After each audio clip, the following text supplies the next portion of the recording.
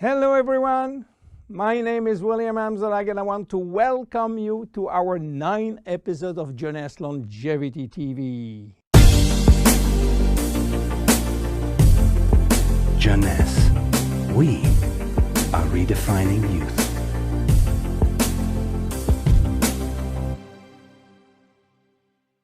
Obesity, or should I say globesity. Today, obesity is a worldwide epidemic disease. There is an outrageous eruption of a worldwide obesity even in the countries where not so long ago famine was the #1 health issue. The fatness of the world is changing rapidly, and this is very disturbing because it's going out of proportion and nobody can get any control of this new epidemic. Many children become obese and then become obese adults. The diseases associated with obesity, such as heart disease, cancer, and especially diabetes, will explode. That will mean a lot of sick people all over the world. The cost in terms of death, diseases, and money spending is just astronomical. Think about today, there is in the world about 3 billion people overweight and 800 million real obese. The cost of obesity in the United States is about $150 billion per year, which is 10% of the total US medical cost. So what is the difference between overweight and obese? Overweight means that you gain only a few kilos above standard, from 1 to 15 kilos for adults. Above this threshold, you're considered as obese. If you wish to get more detailed information, then you have to calculate your BMI, which means your body mass index, by using the following formula: your weight in kilo divided by your height in square meters.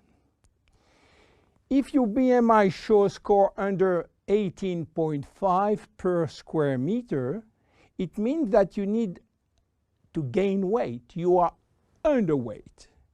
If it is between 18.5 and 25, you are in normal standard. Between 25 and 30, you are overweight, and above 30, you are qualified for obesity. Note that BMI is a standard tool which do not apply in extremes like very tall people or very small people, and also should be adapted to children. Why people become obese? It is very simple in theory, but become more complicated when we reach fat metabolism. We are gaining weight or fat when we eat more than we spend in terms of calorie, or when we spend less than we eat in terms of calorie. So how do we get energy? The body will get energy only from the food, knowing that 1 gram of carbohydrate will release 4 calories, same for proteins, but 1 gram of fat will release 9 calories. So all depend on how much you eat and what kind of food you eat. If the food is rich in fat or in protein or in sugars. Now, how do we spend energy? There are 3 ways to spend energy.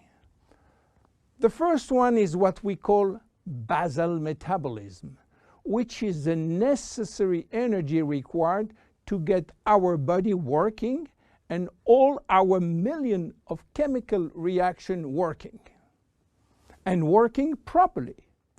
This requires approximately 1 calorie per kilo and per hour. So if you weigh 60 kilo, you will spend in 24 hours 60 multiplied by 24 equal 1,440 calories per day. And this is good news because you have no control on that. The second spending is the necessary energy to fight against heat or cold. And these depend on the environment and the way that you are protected against heat or cold. It is called thermogenesis. And again, you have little control on that. The third one is the energy required to move your body, and that is entirely up to you. This is to say that physical activity is the only controllable way to spend energy. We will see later that this very simple way of gaining or losing weight is influenced by many, many other factors, and especially the control of fat metabolism by a sophisticated group of hormones. So why such epidemic? To understand, we have to go back 20,000 years ago. As surprising that it can be, our genes have not changed for the last 20,000 years.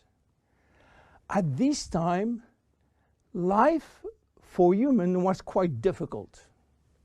In fact, life was based on food availability, and food was really available only during spring and summer.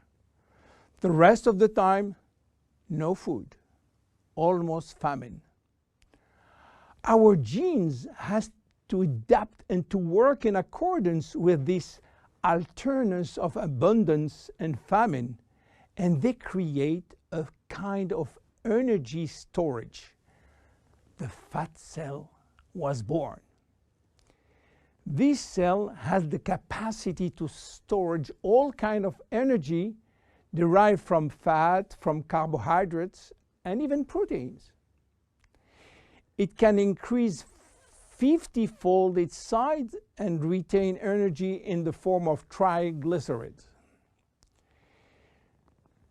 Because of uncertainty of food availability, our genes were oriented toward the saving mode, which means that every time we eat, all the energy coming from the food was oriented in the storage facility. What happened 20,000 years later? Our genes are still oriented towards saving mode, but there is no more famine. On the contrary, the new society offers an extreme abundance of food rich in calories, and that all over the year. And guess what happened? Everything is going first in storage. And once in storage, it is very difficult to get out. You understand now why it is very difficult today not to gain weight or fat. But there is another factor. 20,000 years ago, in order to bring food at home, men were hunting, fishing, or climbing trees to get fruits. And that was a huge energy spending mode. Today, with a new technology created for lifting heavy items or escalator or elevator, we reduce drastically our energy spending. You understand now why it is so easy to gain weight or fat. What are the consequences of obesity in terms of health and longevity? To make a long story short, it is a disaster. Being and staying obese will lead to a long list of chronic diseases, including cardiovascular disease, diabetes, cancer, metabolic syndrome, and consequently a drastic shortening of life. That will not account for the uncomfortable physical, emotional, and mental consequences of being heavy for ourselves and for our relationship. In terms of aging, obesity is shortening telomeres, increasing DNA damage, and reducing stem cell pool.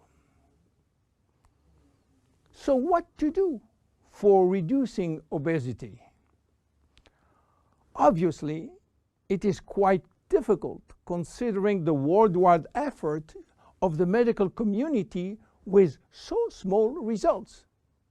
Health authorities are repeatedly organizing campaigns to inform people about the consequences of eating too much sugar or fat or the lack of exercise. But the food industry until now do not help and still putting on the market food rich in bad sugar and bad fat.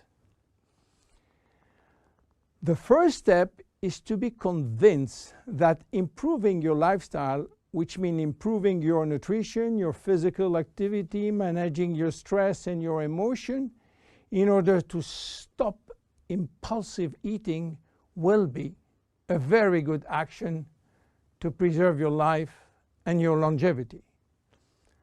The second step will be to use specific food supplements to help managing your fat metabolism and rebuild the muscles that you lose when lacking exercise.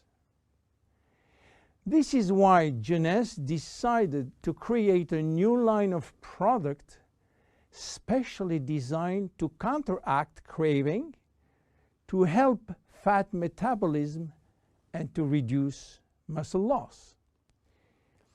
Be with us in our next episode dedicated to the Zen Body line. My name is William Amzalag, and I will see you on our next episode. Thank you.